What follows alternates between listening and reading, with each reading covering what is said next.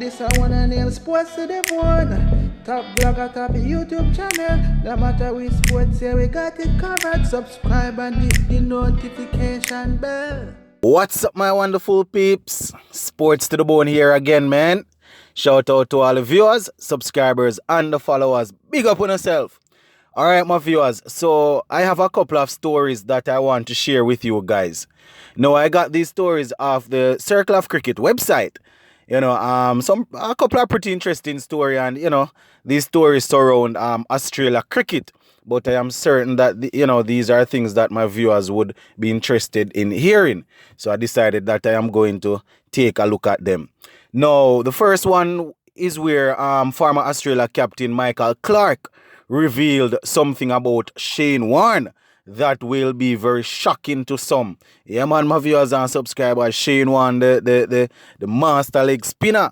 Now, the next story is, that Michael Clarke shared. It had to do with how, at one point in time, he had to be fighting in order to keep Ricky Ponting in the team. Talking about the great Australian captain, Ricky Ponting.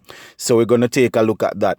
But first things first, my viewers and subscribers, let us kick things off with the story surrounding Shane Warne. Now, Clarke recently revealed that the big leg spinner Shane Warne had to burn a spliff before walking on the ground for a game. Yeah, man, my viewers and subscribers, we're talking about Shane Warne, having to smoke before stepping out there on the field. So, yes.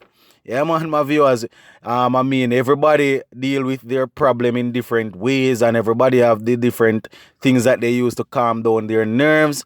But this is what Shane Warne did before every game. This is how he got his fix.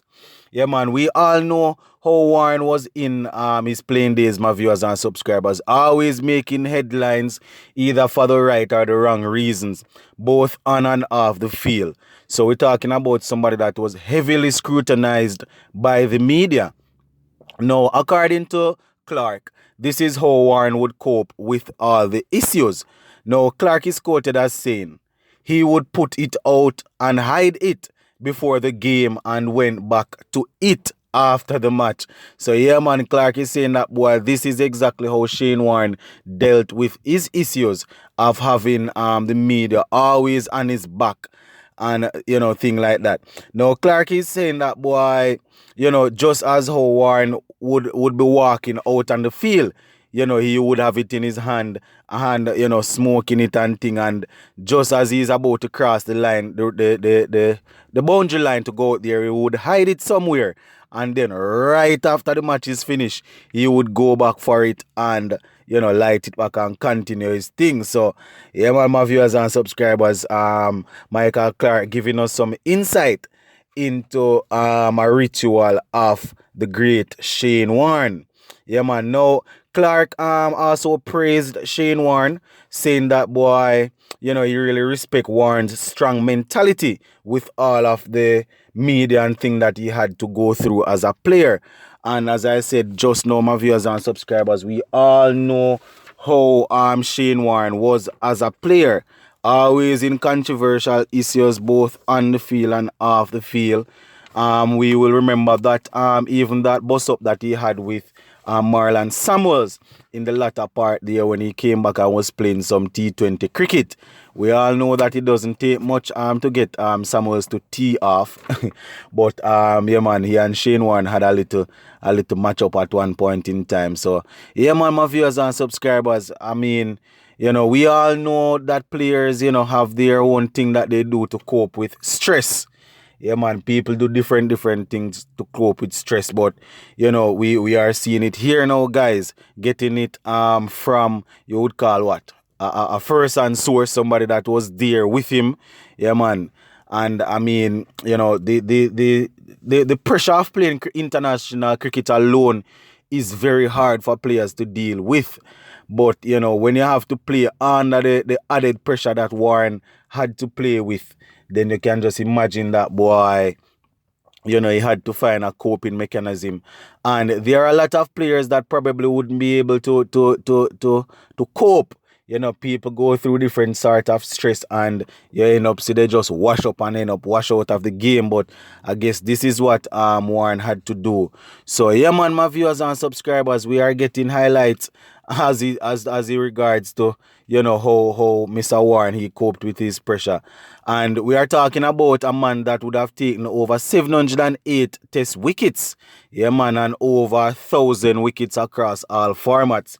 So when you're talking about test ODI and a couple of T20 that he would have played, well, basically test and ODI, we're talking about over 1,000 wickets. So somebody that is that was very great, somebody that was very good as a player. So yeah, man, as I said, my viewers and subscribers, I like when I get these little insight when past players come and reveal certain things, because it just shows us that all of these top players, no matter who they are, they are human just like us.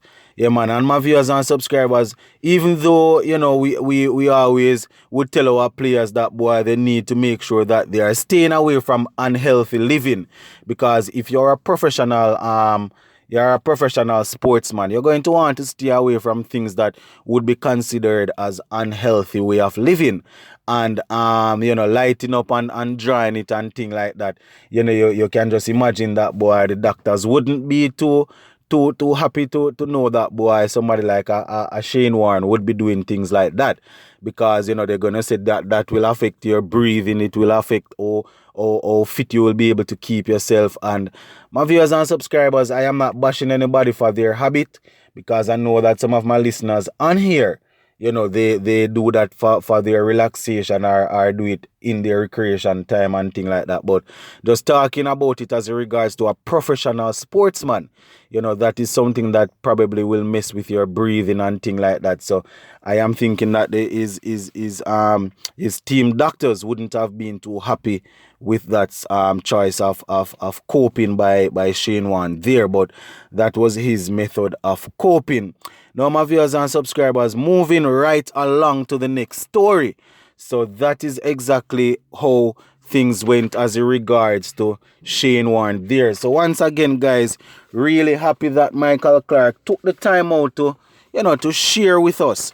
And it was actually in one interview that he went in and he actually gave a lot of information as it regards to Clarke and Shane Warne. So that is it as it regards to Shane Warne. Yeah, man, my viewers and subscribers. So jumping right along to what Clarke had to say about Ricky Ponting the Great.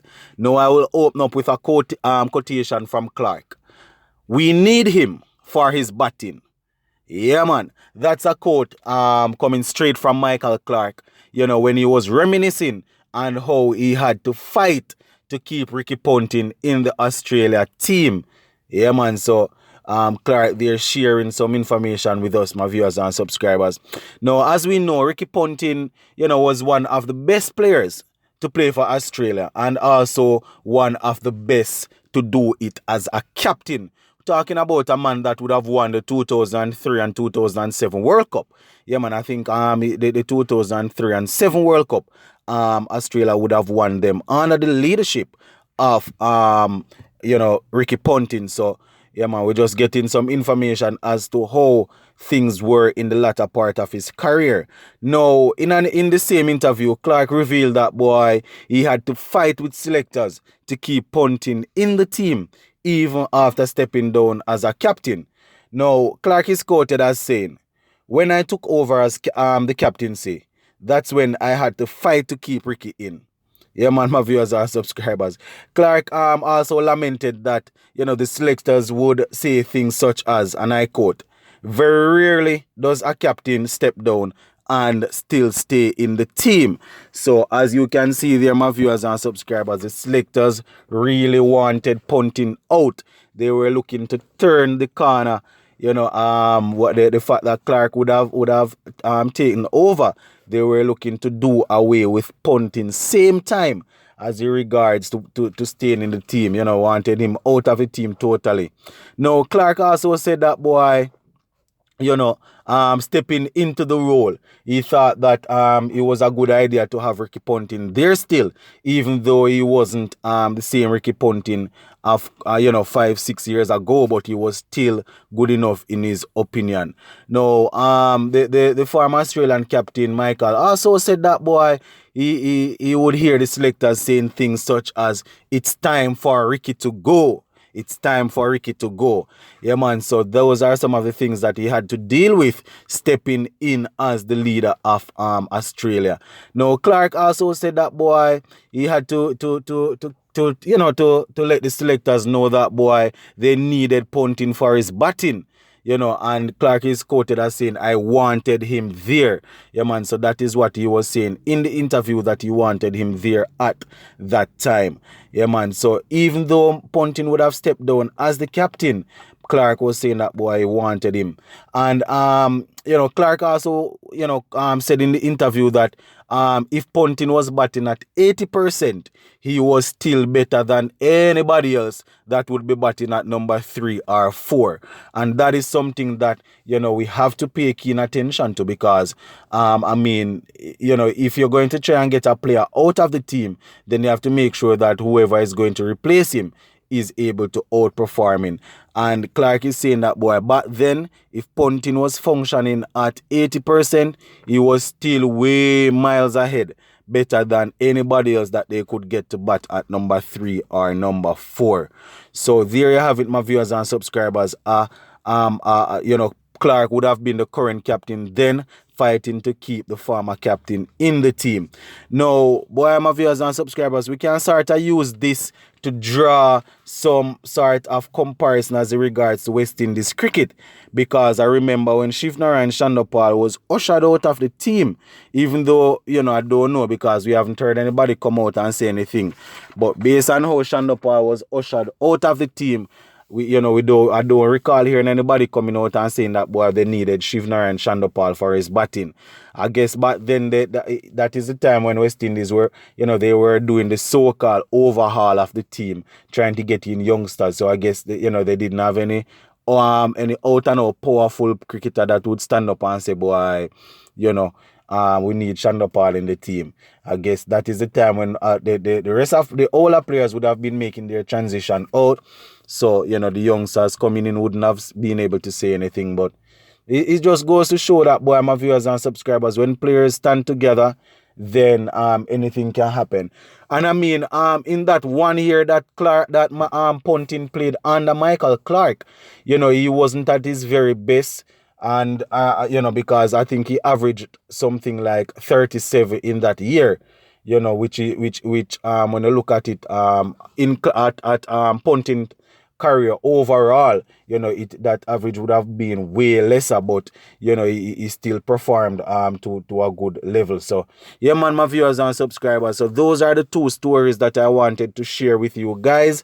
Michael Clarke revealing a ritual that Shane Warne did to keep himself keep his mind on the game, and also revealing that boy in the latter part of Ponting's career, he had to do everything in his power as a captain to try and keep Ponting in the team so that he could bat and make some runs for the team. But there you have it, my viewers and subscribers. Sports to the bone, keeping you informed. Please remember to like, share, leave us a comment. If you have not yet subscribed, please remember to subscribe to the channel. I'm out.